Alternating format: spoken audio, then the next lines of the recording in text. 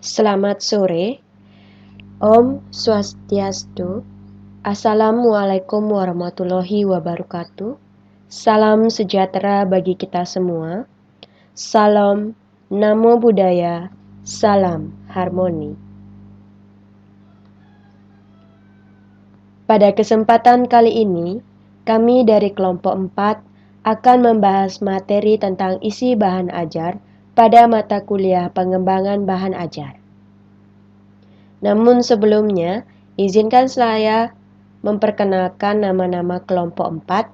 Yang pertama adalah Nimade Ramaswati dengan NIM belakang 1052, Niwayan Aryati dengan NIM belakang 1053, saya sendiri Luputu Sumiantari dengan NIM belakang 1055, Mauladana Hafiz Hakiki dengan NIM belakang 1060, dan Gede Agung Rizky dengan NIM belakang 1064.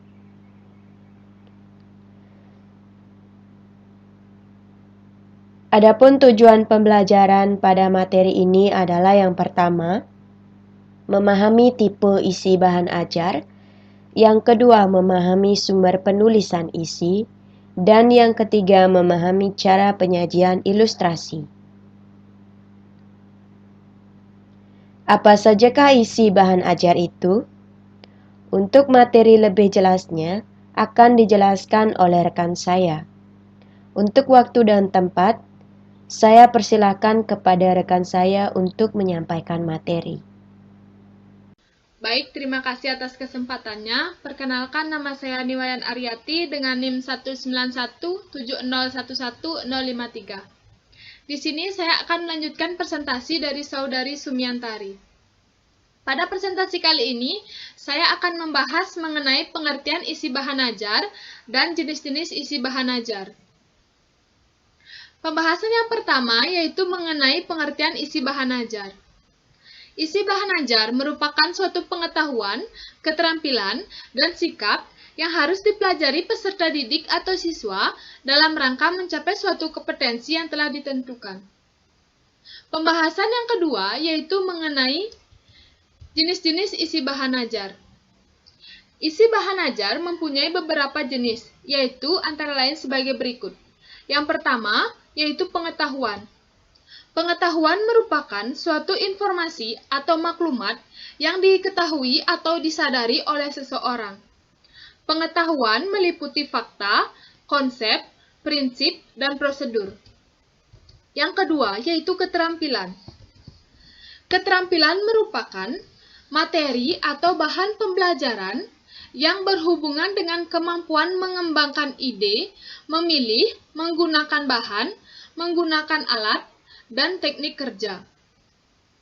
Seorang peserta didik atau siswa yang telah menguasai keterampilan mempunyai ciri-ciri yaitu memiliki kemampuan berpikir dan tindakan yang efektif dan kreatif dalam ranah abstrak dan konkret sebagai pengembangan dari yang dipelajari di lingkungan sekolah secara mandiri. Siswa memperoleh suatu keterampilan dari suatu kegiatan mengamati, menanya, mencoba, menalar, menyaji, dan mencipta. Seluruh isi materi, baik itu topik dan subtopik mata pelajaran yang diturunkan dari keterampilan, harus mampu mendorong siswa untuk melakukan suatu proses pengamatan hingga penciptaan. Untuk mewujudkan keterampilan tersebut, perlu diadakannya suatu pembelajaran yang menerapkan modus belajar berbasis penelitian atau inquiry learning dan pembelajaran yang menghasilkan karya berbasis pemecahan masalah atau project-based learning. Yang ketiga yaitu sikap. Dalam sikap, nilai-nilai yang dikembangkan yaitu nilai kebersamaan, nilai kejujuran, nilai kasih sayang, nilai tolong-menolong, nilai semangat dan minat belajar, nilai semangat bekerja, dan sikap menerima pendapat orang lain dengan lapang dada. Dalam penulisan bahan ajar, nilai-nilai tersebut dimunculkan, sehingga siswa mengetahui mana sikap yang baik dan mana sikap yang tidak baik. Untuk mengimplementasikan nilai-nilai tersebut dengan baik, sebagai seorang pendidik atau guru, wajib merancang pengalaman belajar bagi peserta didik atau siswa untuk belajar menerima, menjalankan, menghargai, menghayati, hingga mengamalkan nilai-nilai budi pekerti dalam pembelajaran. Pembahasan yang terakhir yaitu perbedaan 4 unsur dalam pengetahuan. Unsur yang pertama yaitu fakta. Fakta merupakan segala hal yang berwujud kenyataan dan kebenaran yang meliputi objek, peristiwa sejarah, nama tempat, nama orang, bagian, atau komponen, dan lain sebagainya. Contoh dari fakta yaitu ibu kota negara Indonesia adalah Jakarta. Dan contoh lainnya seperti burung berkembang biak dengan cara bertelur. Yang kedua yaitu konsep. Konsep merupakan segala hal yang berwujud pengertian-pengertian baru yang timbul sebagai hasil pemikiran.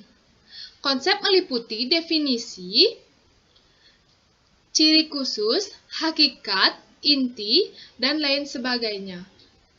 Contoh dari konsep yaitu seperti bahan ajar merupakan materi yang dirancang secara sistematis yang digunakan untuk memfasilitasi peserta didik dalam membangun suatu kompetensi. Yang ketiga yaitu prinsip. Prinsip merupakan segala hal-hal utama, pokok, dan mempunyai posisi terpenting yang meliputi dalil, rumus, adagium, postulat, paradigma, teorema, serta hubungan antar konsep yang menggambarkan implikasi sebab akibat.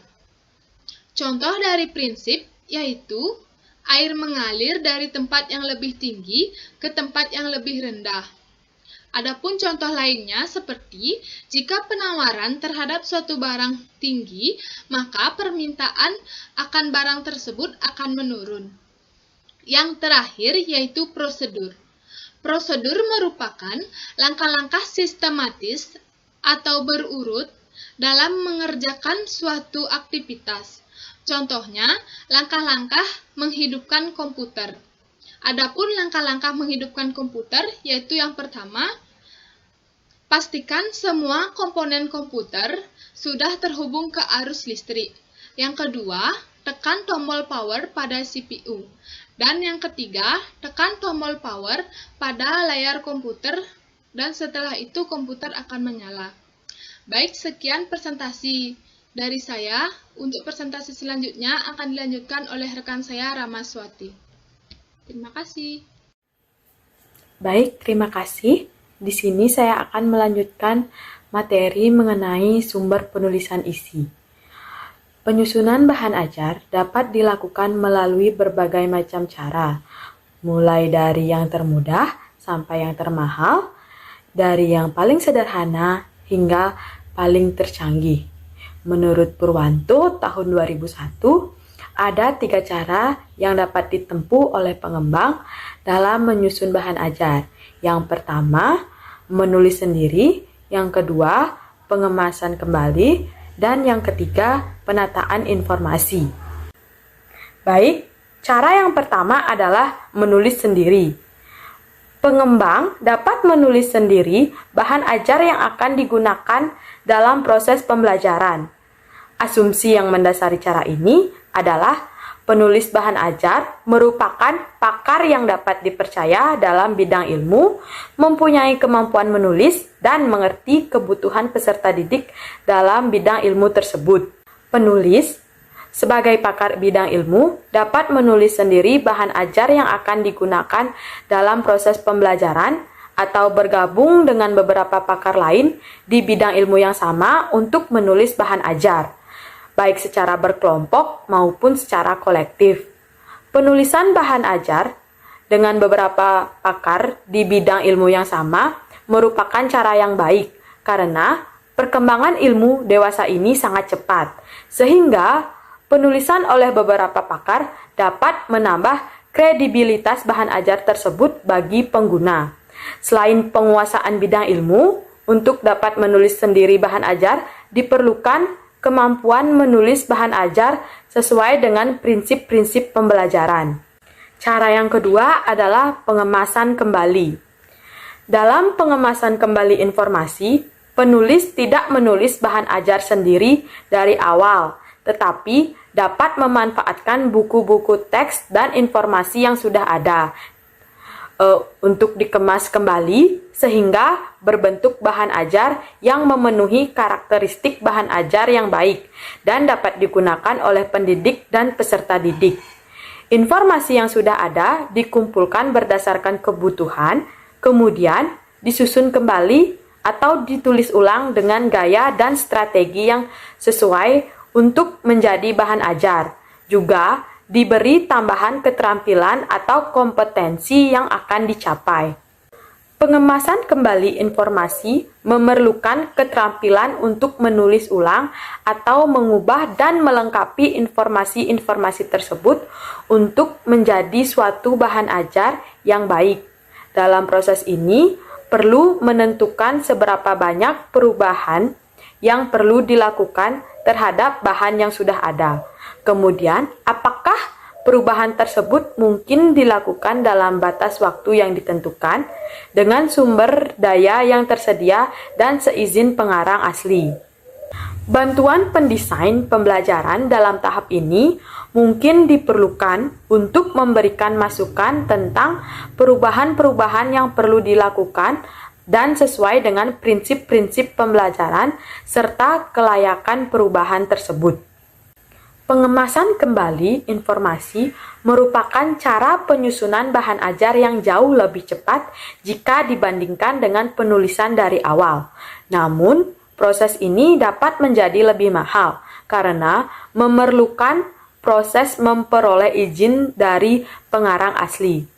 Kegiatan penyusunan bahan ajar dengan cara pengemasan kembali informasi, selain menghasilkan seperangkat bahan ajar yang diubah, juga memberikan pengetahuan dan keterampilan kepada penulis untuk mengubah buku teks dan informasi yang ada menjadi suatu bahan ajar yang berkualitas. Cara yang ketiga adalah penataan isi. Selain menulis sendiri, pengembangan bahan ajar juga dapat dilakukan melalui cara lain, yaitu dengan mengkomplikasi seluruh bahan yang diambil dari buku teks, jurnal ilmiah, artikel, dan bahan lainnya. Proses ini dikenal dengan proses pengembangan bahan ajar melalui penataan informasi. Proses penataan ini hampir mirip dengan proses pengemasan kembali isi teks. Namun, dalam penataan isi, tidak ada perubahan yang dilakukan terhadap bahan yang diambil dari buku teks, materi audiovisual, dan informasi lain yang sudah ada di pasaran. Jadi, materi-materi tersebut dikumpulkan, difotokopi, dan digunakan sebagai materi inti dari bahan ajar, kemudian dipilih, dipilah, dan disusun berdasarkan tujuan instruksional yang akan dicapai. Penataan materi inti dan penulisan materi tambahan hendaknya dilakukan bersamaan, sehingga keduanya tidak akan simpang siur. Materi yang dikumpulkan harus sesuai dengan acuan sumber pustaka yang sudah tercantum. Materi-materi tersebut kemudian disusun berurutan berdasarkan tujuan instruksional yang akan dicapai. Sekian presentasi dari saya, akan dilanjutkan oleh teman saya Hafiz Hakiki. Baik, di sini saya akan melanjutkan presentasi dari Saudari Dema. Materi selanjutnya yaitu penataan ilustrasi. Dalam penataan ilustrasi bahan ajar, harus memberikan variasi penampilan bahan ajar sehingga bahan ajar menjadi lebih menarik bagi peserta didik. Ada juga tujuan penggunaan dari ilustrasi. Tujuan penggunaan ilustrasi yaitu digunakan untuk memperjelas pesan atau informasi yang disampaikan. Selain itu, ilustrasi juga dimaksudkan untuk memberi variasi pada bahan ajar sehingga bahan ajar menjadi lebih menarik dan memotivasi dan memudahkan membaca dalam memahami pesan tersebut. Selain itu, ilustrasi juga dapat membantu retensi, yaitu memudahkan pembaca untuk mengingat konsep atau gagasan yang disampaikan melalui ilustrasi. Yang kedua yaitu fungsi ilustrasi. Ditinjau dari segi fungsinya, ilustrasi yang digunakan dalam bahan ajar mempunyai 4 fungsi. Pertama yaitu fungsi deskriptif. Fungsi deskriptif yaitu menggantikan uraian tentang sesuatu secara verbal dan naratif dengan menggunakan kalimat panjang. Uraian verbal dan naratif tersebut sangat tidak efisien karena memerlukan ruang yang cukup banyak dan kurang efektif karena menyita perhatian pembaca pada bagian itu saja. Maka dari itu, ilustrasi dapat dimanfaatkan untuk melukiskan sesuatu sehingga lebih cepat dan lebih mudah dipahami bagi membaca. Yang kedua, fungsi ekspresif. Artinya, ilustrasi dapat memperlihatkan atau menyatakan suatu maksud, gagasan, perasaan, situasi, atau konsep abstrak menjadi nyata secara tepat dan mengena sehingga mudah dipahami. Yang ketiga, fungsi analitis atau struktural.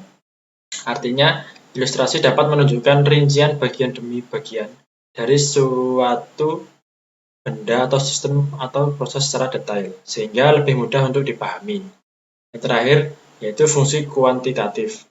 Artinya, dapat menunjukkan jumlah dan hubungan antara dua atau lebih variabel angka dalam suatu hitungan.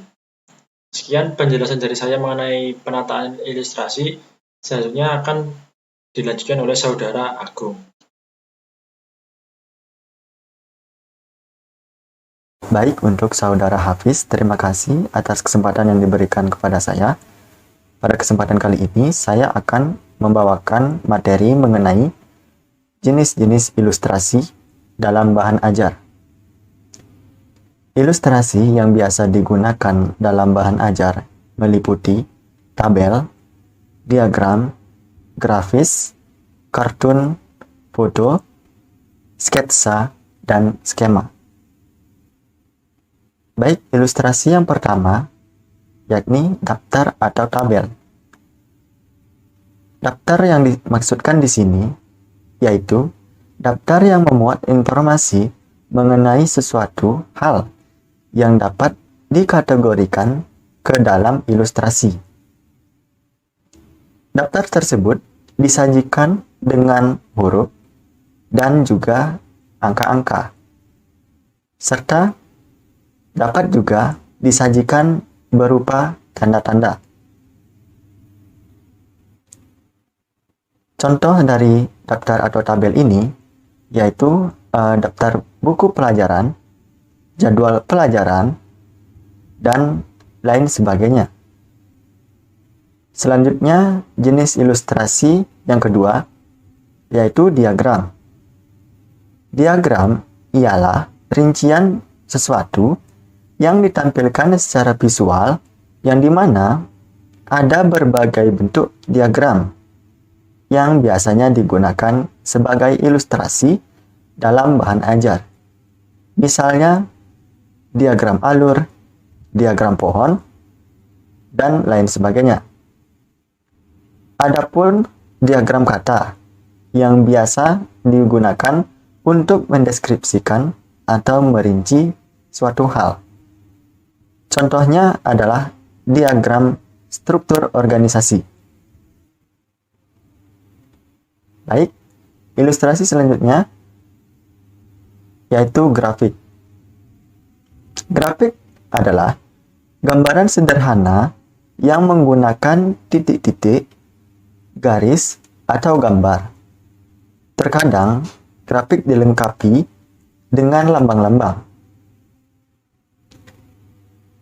Selain itu, grafik juga berfungsi untuk menyajikan data kuantitatif, menerangkan perkembangan atau membandingkan suatu objek atau peristiwa yang saling berhubungan secara ringkas, jelas, dan teliti.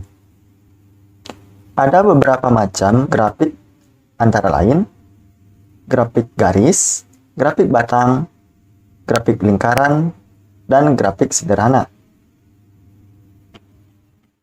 Jenis ilustrasi berikutnya yakni ilustrasi kartun. Kartun merupakan sebuah gambar interpretatif yang simbolis mengenai sikap seseorang, situasi, atau kejadian tertentu.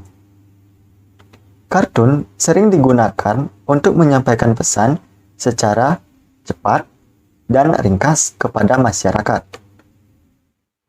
Hal ini disebabkan karena kartun mempunyai kemampuan yang sangat besar untuk menarik perhatian seseorang dan dapat pula mempengaruhi sikap atau perilaku dari seseorang.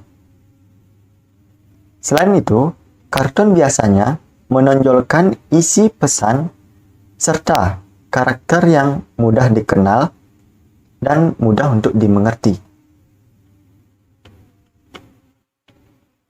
Kemudian ilustrasi yang berikutnya yakni gambar atau foto. Gambar atau foto adalah suatu visualisasi objek yang bersifat konkret dan realistis. Pada foto, visualisasi objek menjadi lebih autentik dibandingkan dengan gambar.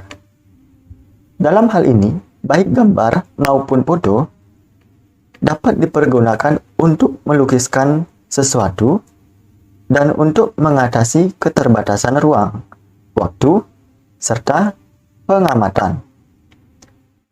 Meskipun gambar dan foto dapat dijadikan sebagai ilustrasi yang baik untuk bahan ajar, namun terdapat pula hal-hal yang harus dipertimbangkan dalam penggunaannya.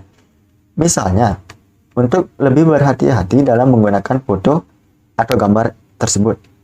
Hal ini dimaksudkan karena sudah tentunya ada berbagai macam konten yang tidak sepantasnya untuk dimuat dalam bahan ajar, terutama yang bersifat foto atau gambar secara realistis. Untuk itu, perlunya dipertimbangkan terlebih dahulu agar bahan ajar tersebut menjadi lebih efisien dan intinya tidak mengandung masalah.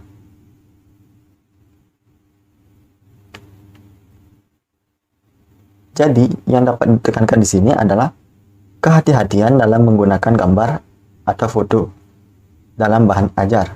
Hal ini dimaksudkan untuk menghindari hal yang tidak diinginkan dalam proses pembelajaran.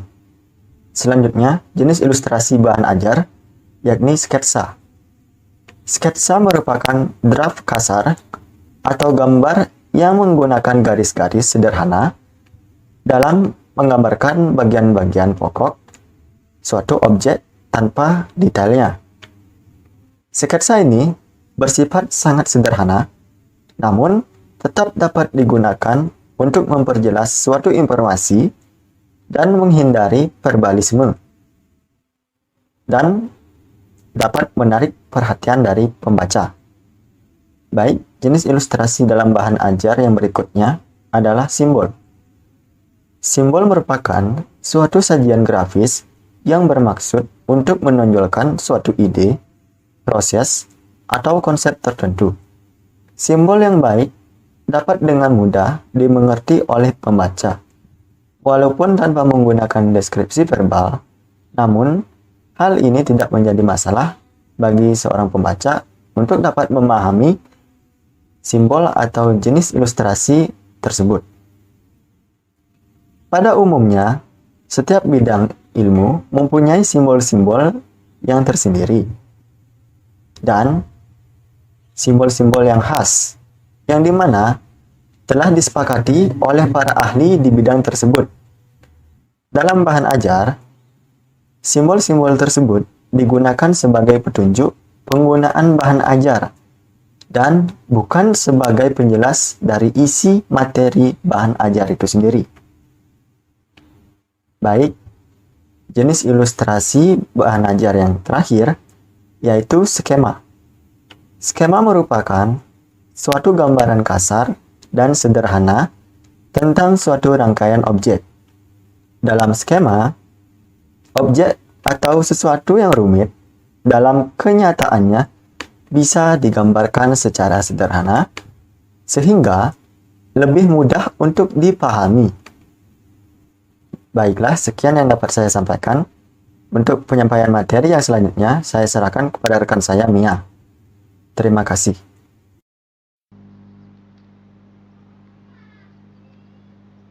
Baik, selanjutnya saya akan menjelaskan terkait tentang keterangan dalam ilustrasi. Apakah yang dimaksud dengan keterangan dalam ilustrasi? Nah, jadi keterangan atau caption adalah kata-kata yang ditambahkan pada suatu ilustrasi, dan fungsi caption dalam ilustrasi adalah untuk memperjelas pesan yang terkandung di dalam sebuah ilustrasi. Kenapa hal ini penting? Karena tanpa keterangan atau caption, suatu ilustrasi tersebut akan menjadi sebuah ilustrasi yang tidak dapat dimaknai, karena untuk memperjelas pesan yang terkandung di dalam sebuah ilustrasi itu perlu adanya keterangan atau caption. Demikianlah presentasi dari kelompok 4.